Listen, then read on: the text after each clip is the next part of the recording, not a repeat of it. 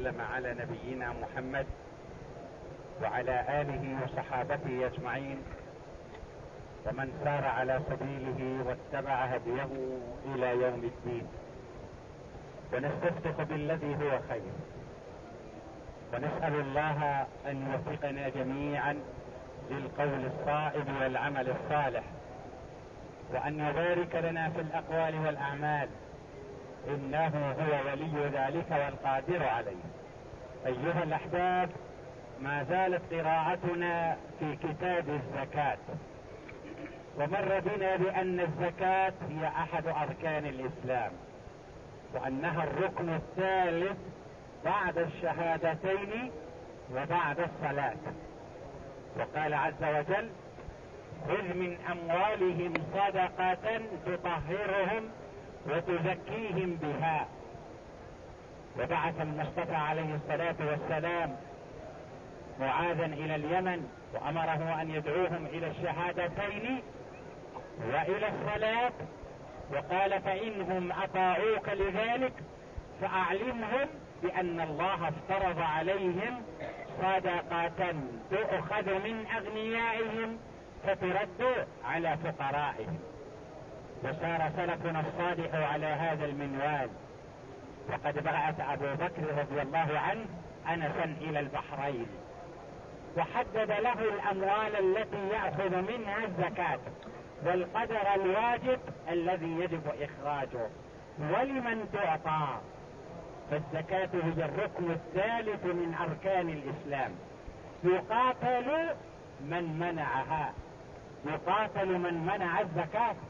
وأول من بدأ بالقتال هو أبو بكر رضي الله عنه حينما جهز الجيوش لقتال مانع الزكاة. ولما كلم كيف تقاتلهم وهم يصلون وهم يشهدون أن لا إله إلا الله وأن محمدا عبده ورسوله، قال: والله، أقسم رضي الله عنه، والله لو منعوني عقال بعير، الحبل اللي يربط فيه البعير على طول متر تقريبا، أو لو منعوني عناقا يعني صخلة صغيرة كانوا يعدونها لرسول الله لقاتلتهم عليه. كيف لا أقاتل من فرق بين الصلاة والزكاة؟ لأن الزكاة قرينة للصلاة في كثير من الآيات القرآنية. الزكاة أيها الأحباب قلنا بأنها تجب في النقدين، وتجب في عروض التجارة، وتجب في بهيمة الأنعام الإبل البقر الغنم، وتجب في الحبوب والثمار. هذه الأموال تجب فيها الزكاة. إنسان عنده بضاعة، عنده عروض تجارة، عنده مواد بناء، مواد سباكة، أدوات منزلية، ملابس كذا، هذه نقول عروض تجارة، نقومها بالدراهم والدنانير ويخرج الزكاة منها. إنسان عنده قلنا بهيمة الأنعام إبل بقر غنم، لكن إنسان عنده حمير، ما عنده لا إبل ولا بقر ولا غنم وإنما عنده حمير، نقول إن كان أعدها للزراعة ليستفيد منها للركوب فلا زكاة فيها، فإن كان أعدها للتجارة يتاجر بها فهي عروض تجارة يجب أن تقوم وتخرج زكاة القيمة. إذن الذي تجب فيه الزكاة النقدين، هذا عنده ذهب وذاك عنده فضة. الذي تجب فيه الزكاة الحبوب والثمار والخارج من الأرض والعسل والركاز، وكل شيء زكاته بحسبه. الذي تجب فيه الزكاة بهيمة الأنعام الإبل البقر الغنم، بشرط أن تكون سائمة. سائمة، ومعنى سائمة يعني ترعى الحول أو أكثر الحول في البر.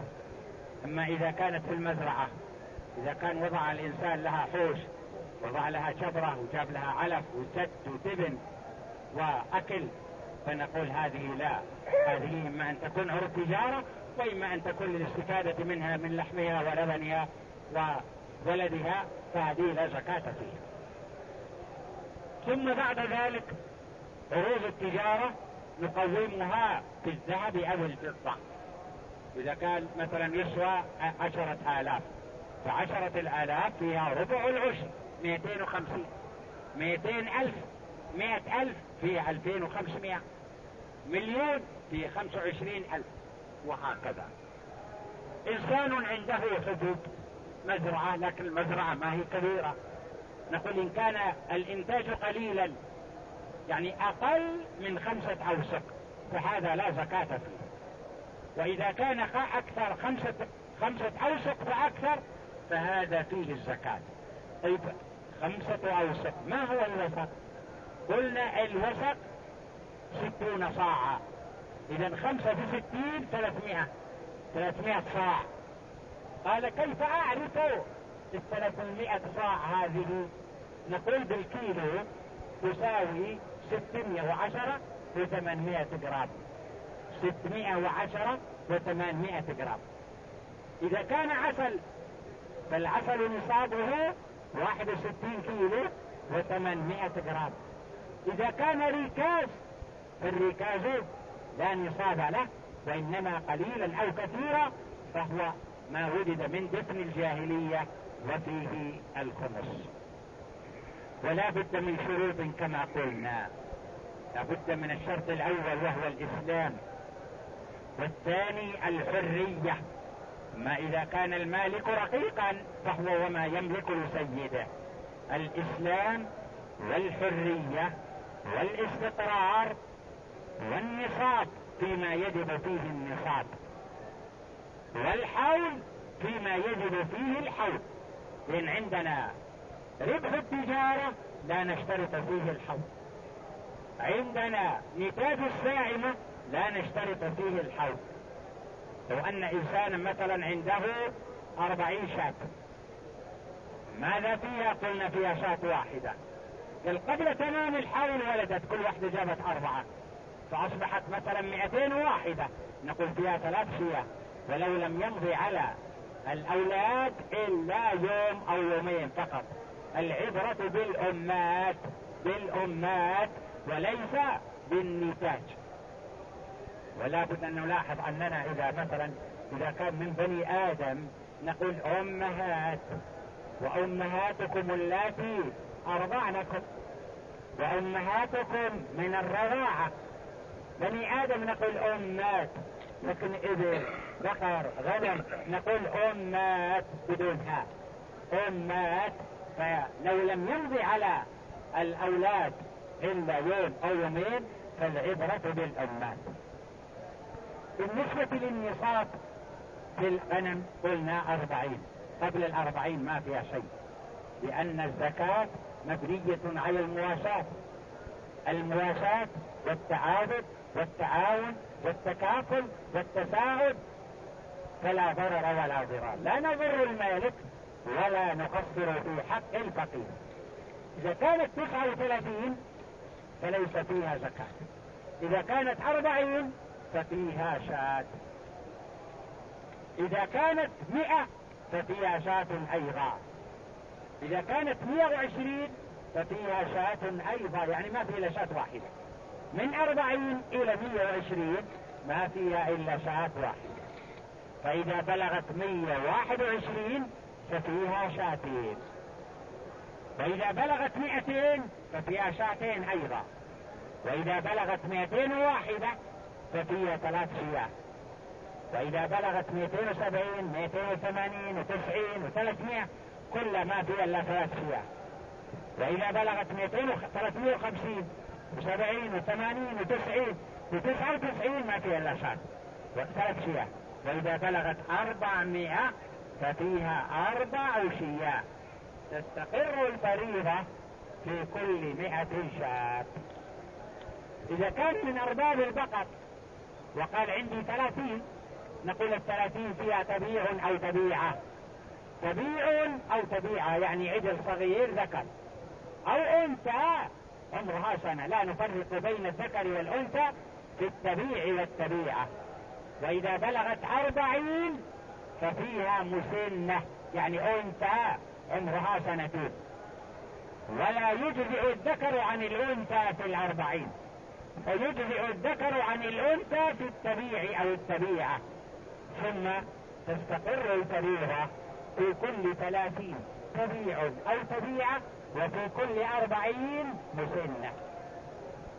إذا كان من أرباب الإبل فقلنا 5 فيها شاة، 10 فيها شاتان، 15 فيها 3 فيها، 20 فيها 4 فيها، 25 فيها بنت مخاض، 36 فيها بنت لبون، ثم حقة وجذع إلى آخر. وإذا ملك عشر فقلنا فإن فيه العشر، وإذا ملك أو حاز على ركاز فالركاز فيه الخمس.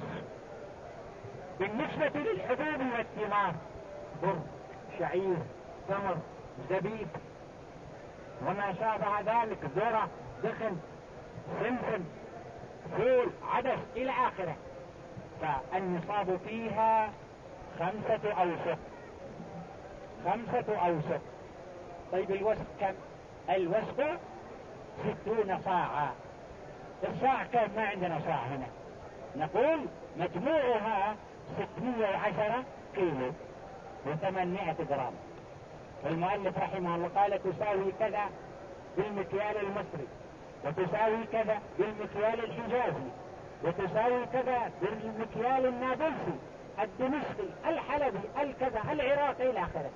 نقول يغني عن هذا كله الكيلو، لأن الكيلو الآن يتعامل به في جميع البلاد. الكيلو اللي 100 جرام اللي وزنه 1000 جرام يتعامل به في جميع البلاد. فإذا ملك 610 ب8 من 10 من الكيلو ففيها نقول العشر، نصف العشر، 3/4 العشر. لماذا فرقنا؟ هذه مزرعة قلنا فيها العشر، وهذه قلنا نصف العشر، وهذه قلنا 3/4 العشر. نقول السبب في هذا أننا ننظر إلى السقي. إلى السقي إذا كان السقي بمؤونة، يعني جاب ماكينة، الماكينة تحتاج إلى ديزل، إلى محروقات، إلى مثلا زيت، إلى كذا إلى كذا، وإطلاع إخراج الماء يحتاج إلى مؤونة، لا يعني لا يستهان بها، ففيها نصف العشر. وإذا كان رمى الحب ونزل المطر من السماء، أو مر الوادي، أو جاءت العين ومرت وسقط بدون أن يكون هناك مجهود، فهذا العشر كاملا. فإذا كان مدة الزراعة 6 أشهر، 3 أشهر بالماكينة أخرج الماء وبالعناء وبالتعب، و3 أشهر نزل المطر أو مر الوادي أو إلى آخر من الأشياء التي تحصل، فكان ذلك نصف السقي بدون مؤونة، ففيه 3/4 العشر. وقد أكملنا الحديث على هذه النقاط.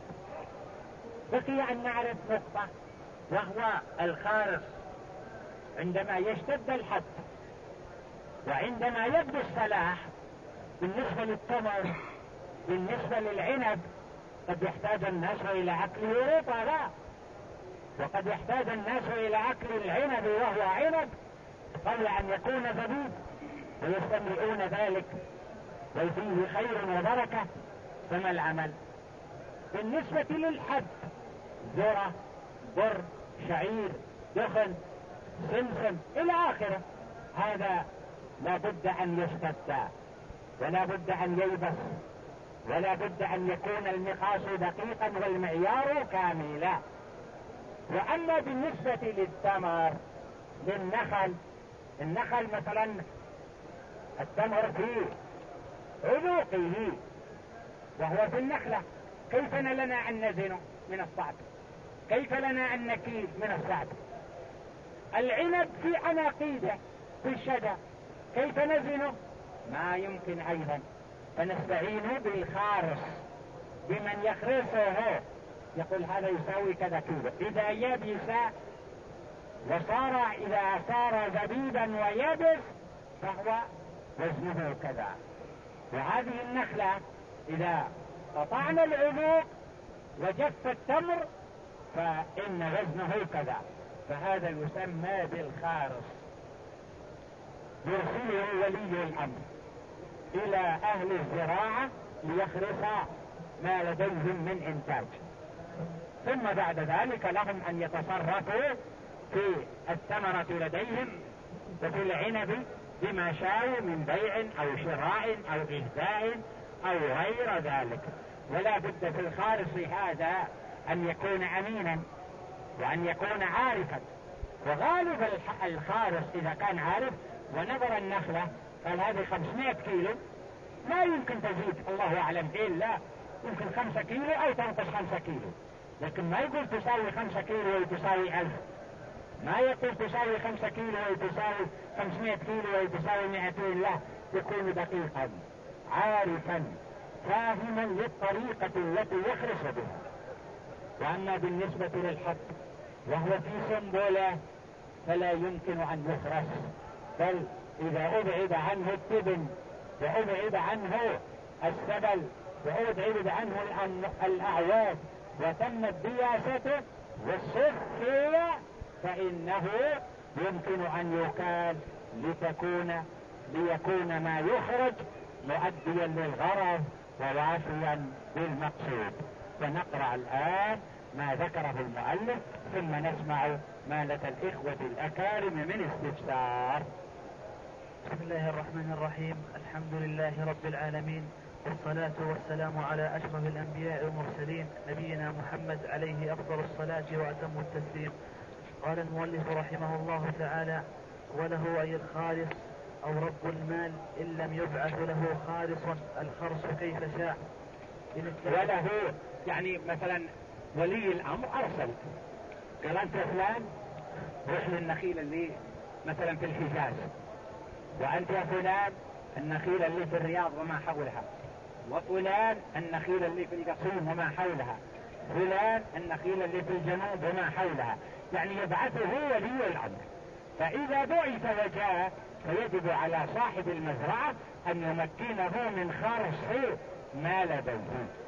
طيب ولي الأمر ما أرسل أحد، وأنا صاحب مزرعة وبحاجة إلى أن آكل من العنب وأعطي الجيران، وبحاجة إلى أن أبيع شيئا منها وهو عنب لأن الناس يحتاجون إليه، وأبيع شيئا من الرطب والناس يحتاجون إليه، فيمكن أن أخرص بنفسي وأن أكون دقيقا في الخرص، لأجل إذا جاء الخارص أعطيته ما وكل إليه، وإذا لم يأتي فأنا أقوم بتوزيعها على أربابها من المستحقين، لأنها تؤخذ من الأغنياء وتعطى للفقراء. نعم.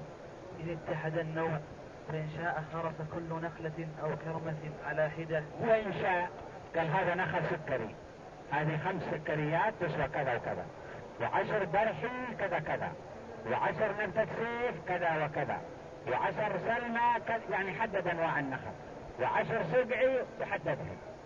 وإن شاء حدد كل واحدة النخلة رقم 1 رقم 2 رقم 10، ثم بعد ذلك قال المجموع 10,000. وهو سقي بنا مؤونة الواجب العشر، سقي بمؤونة الواجب نصف العشر يعني 500 كيلو، بمؤونة وبدونها الواجب 750 كيلو، وهكذا. يعني له أن يخرص الجميع وله أن يخرص كل واحدة على حدة. نعم. أو خرص الجميع دفعة واحدة بأن يطوف بها وينظركم فيها. بأن يطوف يعني يمر بالنخلة رقم 1 2 كذا، ويقدرها وهو رطب، والكرم يقدره وهو عنب، لأن الناس يحتاجون إلى أكل التمر رطبا وإلى أكل العنب أو الكرم وهو عنب قبل أن يكون زبيبا. نعم.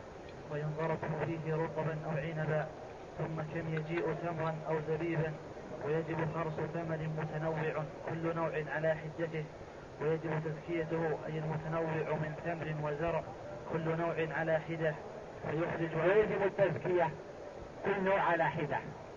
وش معنى العبارة يا أبو يحيى؟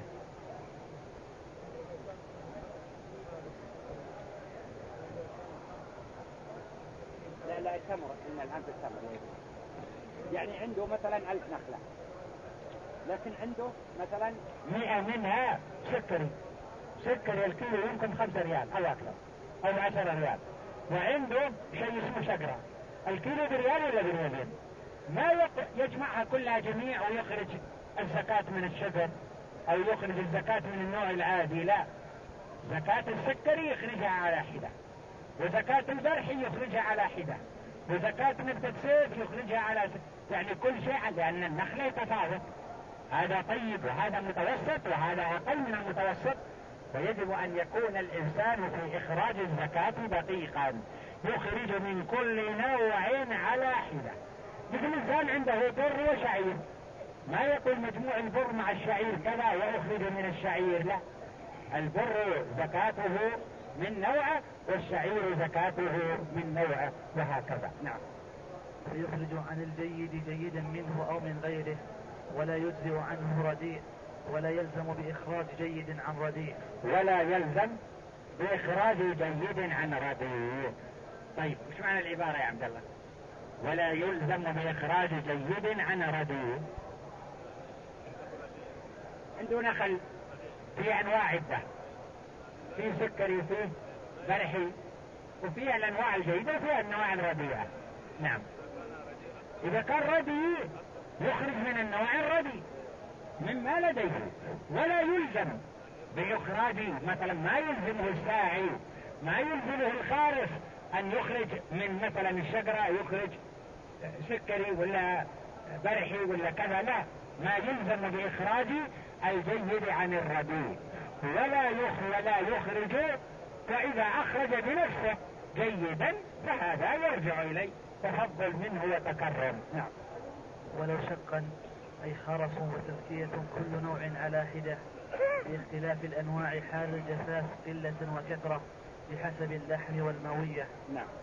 اللحم يعني لحم، لأن بعض التمرة تكون مثلا هكذا وضعها، لكن إذا لمست إلى قشر وعبث، قشر ونواة، والبعض لا، إذا جسستها وإذا بها ممتلئة من التمر فهذا يختلف. نعم. ويجب تركه أي الخالص لرب المال الثلث.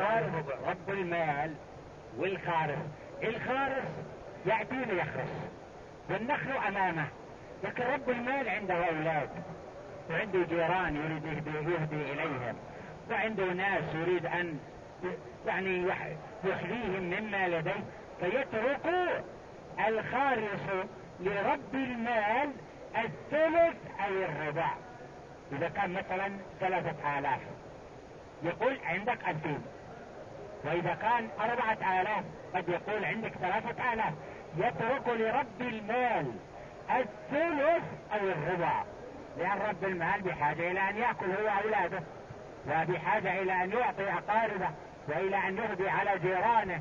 بالزكاة بنيت على المواساة، وهذا فيه مواساة وفيه عدية، فهذا يتحاكم، فيترك الخالص لرب المزرعة الثلث أو الربع، ما يترك له النصف، لا، ولا السدس لأنه قليل أو الخمس، وإنما يترك له الثلث أو الربع ليتصرف فيه صاحب المزرعة كيف شاء، بإهداء أو بأكل أو بغيره. نعم. يجتهد خالص في أيهما يترك بحسب يجتهد الخارص، يعني الخارص أمامه فرصة أنه يدع لرب المال شيئا لصاحب المزرعة، فيجتهد، إذا كان الثلث يكفي أعطاه الثلث، وإذا كان الربع يكفي تنازل عن الربع، وهكذا، يعني يدع له ما يكفيه. نعم. بحسب المصلحة، لحديث سهل بن أبي حثمة مرفوعا: فخذوا ودعوا الثلث فإن لم تدعوا الثلث فدعوا الربع، اتركوه لصاحب المزرعة يتصرف فيه بدون خرص. نعم. فإن لم تدعوا الثلث فدعوا الربع. رواه أحمد وأبو داود والترمذي والنسائي. ولما يعرض للثمر. نعم. فإن أبى خالص. ولما يعرض لأنه قد يحصل لها جفاف، قد يحصل لها مثلا جائفة شيء يؤثر عليها، فيترك له هذا المجال. قد يكون بعض النخل يصيبها غبار وبعدين يصير تمرها ما له فائدة، قد يكون بعض النخل مثلا يكثر عليها الماء، فبعدين النخل وهو أو الرطب يتساقط، يتركه لما يعرض له. نعم. فإن أبى خالص الترك فلرب المال أكل قدر ذلك، أي الثلث أو الربع من ثمر نصا، ويأكل مالك من حب العادة وما يحتاجه ولا يحتسب ذلك عليه. ويأكل المالك ولا يحتسب ذلك عليه. نعم. قال أحمد في رواية عبد الله: لا بأس أن يأكل الرجل من غلته بقدر ما يأكل هو وعياله ولا يحتسب عليه، ويكمل به أي بما له أكله النصاب إن لم يأكله، لأنه موجود بخلاف ما لو أكله، وتؤخذ زكاة ما سواه بالقسط. نعم بالقسط، وتأخذ يعني 5 أوسق وأكل منها الربع أو كذا تؤخذ الزكاة بالقسط. نعم. فلو كان التمر كله 5 أوسق ولم يأكل منه شيئا حسب الربع الذي كان له أكله يعني يجوز له أن يأكله. نعم. من النصاب فيكمل ويؤخذ منه زكاة الباقي، وهو 3 أوسق و3 أرباع وسق. نعم. وهو 3 أوسق و3 أرباع وسق. ولا يهدي رب المال من الزرع. قال أحمد: وقد سأله المرذوي عن فريقنا السنبل قبل أن يقسم، قال: لا بأس أن يأكل منه صاحبه بما يحتاج إليه. قال: فيهدي للقوم منه؟ قال: لا حتى يقسم. نعم. وأما الثمر فما تركه خالص له صنع به ما شاء. نعم. ويزكي رب مال ما تركه خالص من الواجب نصا، يعني إذا ترك الخالص شيء ما خرسه ورب المال وقف على ذلك يجب عليه أن يبرئ ذمته ويخرج زكاته، ولو كان الخالص لم يخرسه، وإنما يجب أن يبرئ ذمته بإخراج الزكاة الشرعية الواجبة عليه. نعم. لأنه لا يسقط بترك الخالص. ويزكي رب المال ما زاد على قوله، أي الخالص أنه يجيء منه تمرا أو زبيبا كذا. يعني لو أن الخالص قال 4000 بينما الحقيقة والواقع جاءت 6000، هل نقول بأن 2000 هذه ما تحتاج إلى شيء لأن الخالص لم يقدرها؟ لا، يجب عليه أن يؤدي زكاتها، لأن الخالص سجل ما بدا له، ما يعني تصور أنه هو الواقع، فحيث زاد فلا يصح تركه، بل يجب إبراء الذمة وإخراج الزكاة المستحقة عليه. نعم. أنه يجيء منه تمرا أو زبيبا كذا عند جفاف لما سبق. ولا يزكي رب مال على قوله، أي الخالص إن نقص الثمر عما قال، لأنه لا زكاة عليه فيما ليس في ملكه. وإن ادعى غلط خالص واحتمل قبل قوله بلا يمين. نعم. وإلا كغلط نحو نصف لم يقبل. نعم. لأنه كذب كدعواه كذب خالص عمدا. نعم. وإن قال لم يحصل في يدي إلا كذا، إلى قوله ما حصل الخالص قدر مثلا 5000، كان ما حصل في يدي إلا 2، ما حصل في يدي إلا 3، فيقبل قوله بدون يمين. نعم.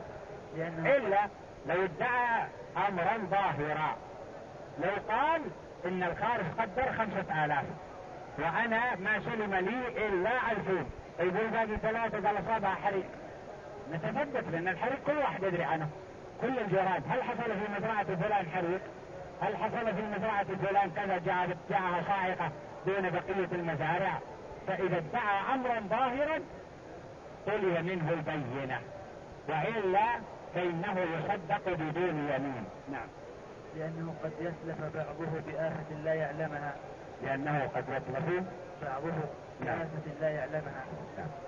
وما تلف من ثمر عنبا أو رطبا بفعل مالكها أو بتفريطه ضمن زكاته. يعني تلف التمر بفعل المالك أو بتفريطه فإنه يجب عليه الزكاة. المالك فرط، المالك أهمل، وقد بدا الصلاح ووجب إخراج الزكاة وتلف قبل أن يدفع الزكاة، فإنه يضمن الزكاة لأنه فرط وأهمل ولم يقم بالواجب. نعم. ضمن زكاته أي الثالث بخرصه زبيبا أو تمرا. بخرصه زبيب إذا كان كرم عنب، أو بخرصه تمر إذا كان نخل ورطب. نعم. أي بما كان يجيء منه تمرا أو زبيبا لو لم يتلف. نعم. لأن المالك يلزمه تجفيف الرطب والعنب بخلاف الأجنبي. لأن المالك يلزمه التجفيف، ما يتركه حتى يتلف، ويلزمه الصيانة، ما يتركه حتى يذهب أو يناله ما يناله. نعم. بخلاف الأجنبي لو أتلفهما فيضمنه بمثله رطبا أو عنبا، وإن تلف لا بفعل مالك ولا تفريطه فقضت زكاتهما وتقدم. نعم. ولا يخرص غير نخل، يعني عندنا الحب، البر، الشعير، الذرة، الدخن، كل هذا ما نخرصه. نخرص نوعين، التمر والعنب. لماذا نخرص التمر والعنب؟ لأن حاجتنا إلى الرطب وهو في النخل أكثر من الحاجة بعد أن يكون تمرا، ولأن حاجتنا إلى العنب أكثر من الحاجة حينما يكون زبيبا، لذلك جاز أن يخرص. ولو وردنا سؤال ما هو الذي يخرص من الحبوب والثمار، نقول التمر أو الرطب والعنب، لأن حاجة الناس إلى أكله رطبا وإلى أكله عنبا أكثر من